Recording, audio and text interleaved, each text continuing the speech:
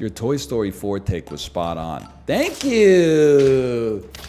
I mean, I'm not ashamed to admit it.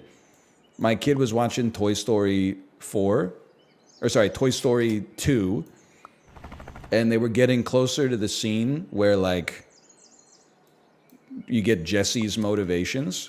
Not Jesse Pinkman, but Jessie, the yodeling cowgirl. And I was like, I'm not gonna cry this time. And then like 5 seconds into the montage about her being abandoned by like the only person she's ever loved, I would like tears coming down my, it was literally, I was in like a completely neutral emotional state. And then the scene came on and I like borderline instantly started weeping. And then as soon as it was over, I was like back to normal. It was crazy. Whoever wrote that scene tapped into something like very foundational to the human experience. It's crazy. Did your daughter comfort you? Well, I hugged her. I was like, come here and give daddy a hug. She was emotionally unaffected by the scene at all. But she's like 2.5, right? She doesn't really know what's happening in Toy Story. She just likes the characters.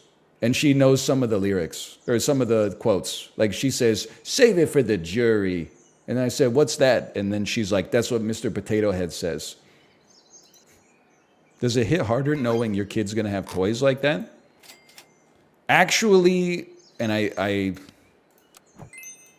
don't say this to like dunk on you, because I think there was more of a question here. There was a good faith question. Not at all, because like I am old enough to understand that Toy Story is a movie. So like the toys being abandoned in Toy Story is extremely sad because they have the emotions of human beings. But in real life, they're just plastic and wood and stuff like that. So it's still sad in real life. No, you gotta get off of that. We got bigger problems in the world. Little Stuart fricked me up as a kid. I was crying. Sorry, I'm dying at you calling it Little Stuart instead of Stuart Little. It's such an innocuous mistake, but just something, it's just like so,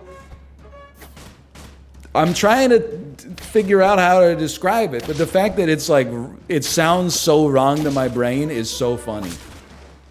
Like calling that little mouse Little Stuart is so funny. Little Stuart is the Asylum Films version. Wasn't there some, there's like remarkable facts about Stuart Little, right? Like, wasn't there one where it was like a very famous painting that was lost 100 years ago in the sinking of the Titanic appeared in a background scene in Stuart Little? There was like a $135 million painting that they just used as like a random prop. Did you know Stuart Little is not a mouse? What do you mean by this statement? Stuart Little is not a mouse. What the heck is the strongest team I've ever seen? He's never called a mouse in the book. He's a mouse. I don't know what else to say, to be honest with you. It's like when I go to Subway and I say, give me a foot-long kickin' chicken, I don't have to say sandwich at the end. Like that's the implication is that it's a sandwich because I'm at a restaurant called Subway Sandwiches. There's a conspiracy theory that Stuart Little was just retconned into becoming a mouse in the movie. Why would they do, that's insanity. What are you talking, like it was just a movie or is a book about a boy? And then they just said, wouldn't it be funny if he was a mouse instead? Doesn't he drive like a tiny little motorcycle and stuff? Yeah, he does have a really tiny car. According to Wikipedia, it's about a mouse-like human. That dude is a mouse. You may not want to believe it. You may not want to hear it. It is a mouse. Imagine being a dad and finding out your wife gave birth to a mouse. I mean, it would... I think that I thought that you were going to say, like, oh, it's a guarantee that, like, your wife did something untowards. But now that I mean, you didn't ever say that. I think if I went to the hospital with my wife and she gave birth to a mouse, I would be very sympathetic to her. I would be like, what's going on here? I wouldn't be like, yeah, she definitely effed a mouse. I would be like, do we need to go see like a shaman or something? I'm not like the kind of person who's like, I'm not the shaman believer, I suppose I should say. I'm just saying, like, I mean, if it happened, you would be like, what's going on? Anyway, we didn't really finish talking about it. I think Toy Story 2 is peak cinema. Toy Story 1 is also very good. You know what's crazy about Toy Story 1, watching it now as an adult, is clearly made by like filmmakers. Toy Story 4 is made by like Disney to make money. And it's still a good movie.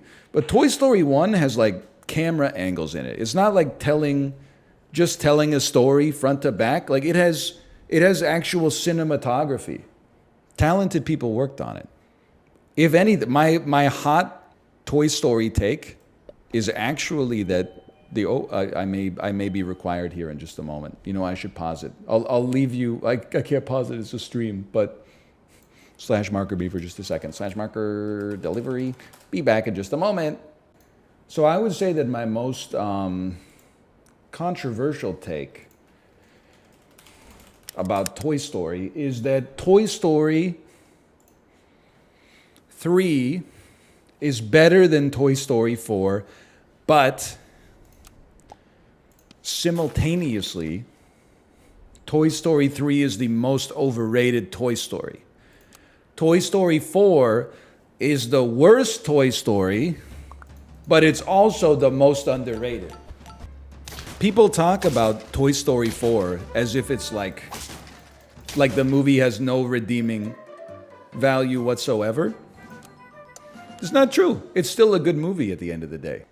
Toy Story 3, people talk about it as if it's like Apocalypse Now. It's still good, but it's like, I think it's a little overrated.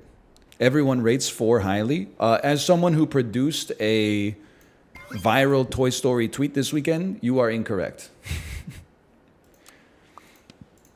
The average person who replied to me, if they got a time machine, the first thing that they would do is go back in time and prevent Toy Story 4 from being made.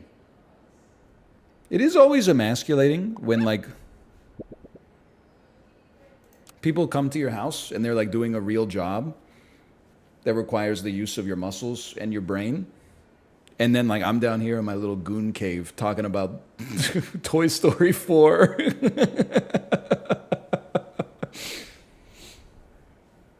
They always come down and they see like the big studio light and the setup that I got here. I'm like 34-year-old man with gray hair. Like, me personally, I think Toy Story 4 is one of the more underrated children's movies ever made. And the Toy Story 2 might be the most emotional movie that's ever been made, me personally. So embarrassing, dude. That's true. Whenever they walk in, I should be like, yeah, go ahead, caller. You're on the air. Hey, here's the thing, okay? I was talking to JT Miller's agent earlier today. He said he's very happy in Vancouver. He said he doesn't know where all the scuttlebutt comes from, that he's unhappy and he's making a trade request.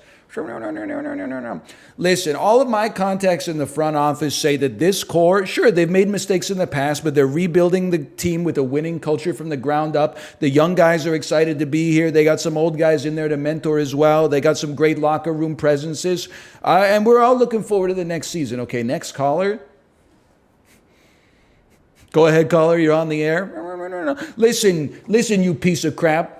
Toy Story 4 is a perfectly serviceable film, okay? It might not fit in with the same kind of legacy as something as Toy Story 3, but for just a 2-hour-long movie to watch that tells an interesting story, it's still very enjoyable. Never call again. I think we should sell and try to run a trumpet build. Yes. Oh, I should have saved the food, Andy. Andy, when somebody loved me, everything looks beautiful. And then Jessie, the kids grow up, everybody knows this, but then she puts Jessie under the bed, and it's like years later, she's talking on her phone, and Jessie's down there, and she's like sad. But then the kid looks under and sees Jessie and pulls out Jessie, and you're like, oh my God, she's gonna play with her. She's gonna take her on a car ride. But then at the car ride, Jessie's smiling like, She's so happy to finally get some attention from her favorite person in the world. And then the girl gets out of the car and throws her in a cardboard box and leaves it at the side of the road, man. Oh, John Lasseter, what are you doing to us? It's abandonment issues. Someone said like you're putting your abandonment issues on display. I don't really have like abandonment issues. I think it's just a uniquely sad situation. Like you don't have to suffer from like a psychological compulsion just to have sympathy for something, just to be sentimental. Mauzo is very good this weekly. What is Mauzo? Is that like a little Stewart situation? Mosasaurus. Oh, Mosasaurus. Okay. I understand what you're saying. Mosasaurus. I get the picture. Did he say little Stewart? You weren't here, okay? You weren't here when we got the foundation of the joke. Someone earlier in chat said little Stewart, and it got me laughing. I saw Stuart Little in theaters, by the way, when I was a kid. That's, I guess, how old I am is what I'm trying to say. I'm an old man.